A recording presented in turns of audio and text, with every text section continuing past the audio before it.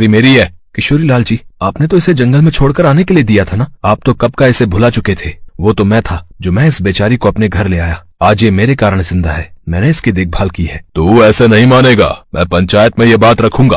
किशोरी लाल पंचायत में अपनी बकरी वापस लेने की बात कहता है, पर पंचायत का मुखिया दीनू की तरफ था। देख किशोरी लाल, दीनू ठीक कह रहा है। तूने तो इसे बीमार और मरियल समझकर दीनू को इसे जंगल में छुड़ाने के लिए बोला था ना। मैं ठीक कह रहा हूँ ना? है भाई, वो तो दीनू ने ही इसकी देखभाल करके इसे पाल पोस कर बड़ा किया है। अब इस बकरी पर दीनू का हक है। मुझे कोई और रास्ता ढूंढना पड़ेगा। इस बकरी को तो मैं हत्या कर ही रहूंगा। किशोरी लाल गुस्से में वहाँ से चला जाता है और उसी रात लड़कों को कहकर बकरी को उठवा लेता है। चुपचाप इस बकरी को यहाँ बांध दो, ये यहीं रहेगी। मैं भी देखता हूँ कौन इसे यहाँ से लेकर जाता है। किशोरी लाल बकरी को अपने पास ही रख लेता है। सुनो जी, चलो हम सेठ के घर जाकर अपनी बकरी वापस ले आते हैं। वो कैसे हमारी बकरी को चुरा कर ले गया? उसकी इतनी हिम्मत। शांति, मुझे भगवान पर पूरा भरोसा है। वो हमारे साथ कुछ गलत नहीं होने देंगे। मैं जानता हूँ हमारी बकरी हमारे बिना नहीं रह सकती। वो हमारे पास लौटकर जरूर आएगी। किशोरी लाल के नौकर परेशान हो गए। बकरी बिल्कुल भी दूध नहीं दे रही थी और न ही कुछ खा पी रही थी। धीरे धीरे बकरी फिर से कमजोर होने लगी और बीमार हो गई। अरे, किस बीमार को उठाकर ले आए? इसे तो वापस उसी दिनों के पास छोड़ाओ।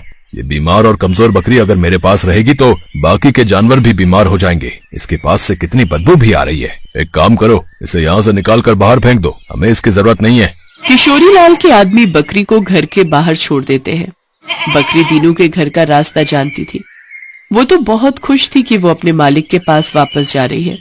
दीनू और शांति दोनों आंगन में उदास बैठे थे।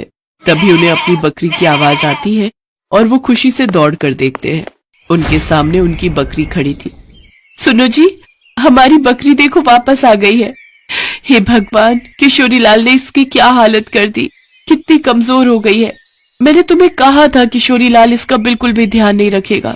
चिंता मत कर शांति, हमारी बकरी अपने घर आ गई है। अब इसे कोई हमसे नहीं छीन सकता। अब ये हमारे पास ही रहेगी। मैं तो जानता था किशोरी लाल हमारी बकरी को अपने पास नहीं रख सकता। लगता है ये बहुत भूखी है।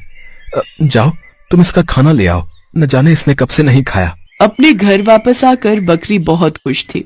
कुछ ही दिनों में वो फिर से बिल्कुल ठीक हो जाती है।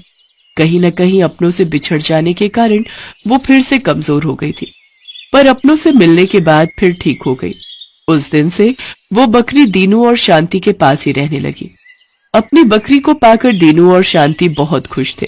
सेठ किशोरी लाल भी समझ गया था कि वो बकरी उसके पास नहीं रह सकती।